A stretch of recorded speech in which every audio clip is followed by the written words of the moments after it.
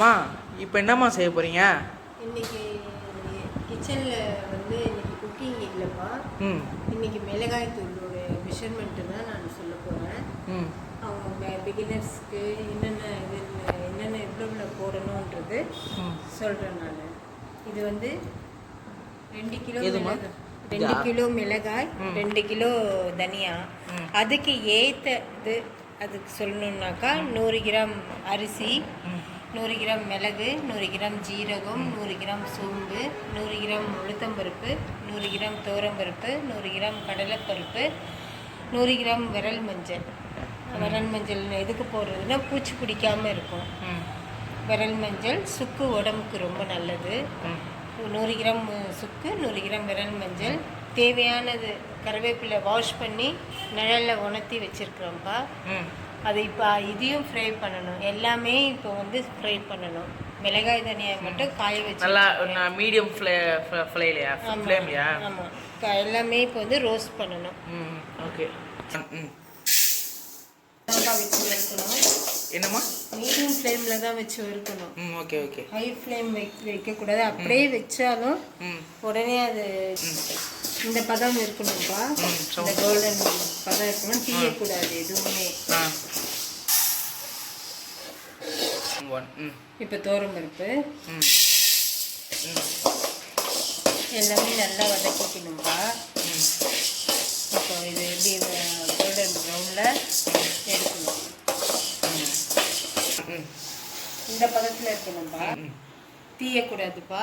ஓகேம்மா. இப்போ உளுத்தம்பருப்பு போட்டுக்கலாம்.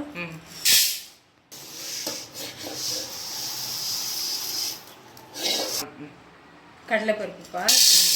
இதில் ஒரு சின்ன இதுப்பா தவறு என்னன்னாக்கா, இது மறந்துட்டேன் நான். இது வெந்தயம் கொஞ்சம் எடுத்துக்கணும்ப்பா. ரொம்ப கம்மியாக எடுத்துக்கணும். ரொம்ப அதிகமாகவும் இதுக்கேற்ற மாதிரி வெந்தயம் போட்டோம்னா கசப்பு வந்துடும்.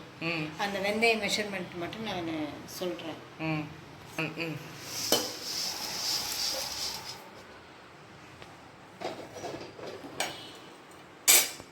சோம்பு போட்டுக்கலாம்.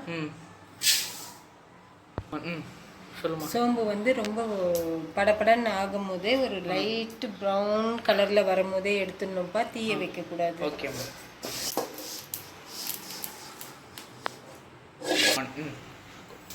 ஜீரகம் கூட அதே இதுதான். Okay okay.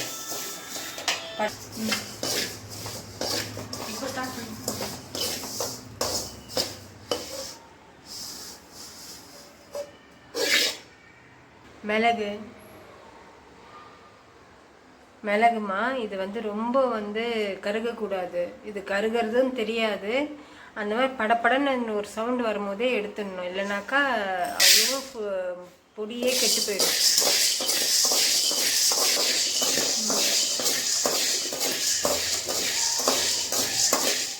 இந்த பதம் தான் எடுக்கணும்.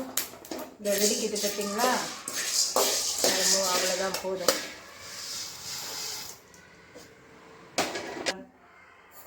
கொஞ்சமாக வெந்தயம் சேர்த்துக்கோங்க. கொஞ்சம் தான் போடணும். கொஞ்சமாக வெந்தயம். ரொம்ப அதிகமாக போட்டுட்டிங்கன்னா கசப்பு தட்டிடும்.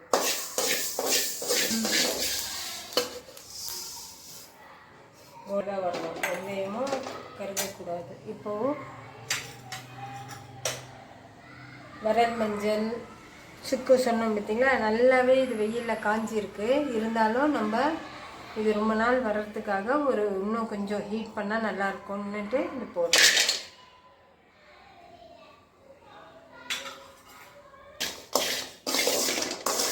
இந்த சூடு போதும்.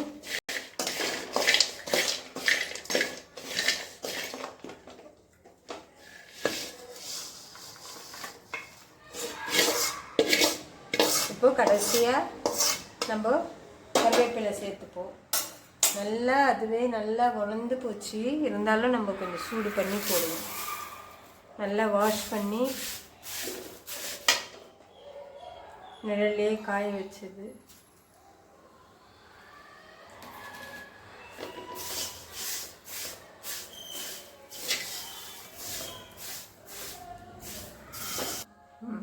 இப்போ நல்லா இதுவாகிடுச்சுமா. இப்படி பாருங்கள், நொறுங்கிடுச்சு பாருங்கள். நல்லா பால்ட் ஆயிடுச்சு.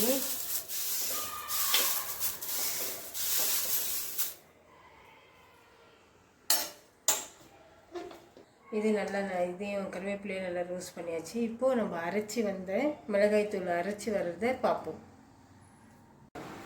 இப்போது அரைச்சி வந்துட்டோம் பார்த்தீங்களா. நேற்று நம்ம எல்லா பொருளும் அரைச்சி வதக்கணும் பார்த்தீங்களா. அது இப்போ மிளகாய்த்தூள் அரைச்சாச்சு. இப்போ பார்த்துக்கோங்க என்ன நைஸாக நல்லா இருக்குது. பார்த்துக்கோங்க நல்ல மணமாகவும் நல்லா இருக்குது. இப்போ பாருங்கள்.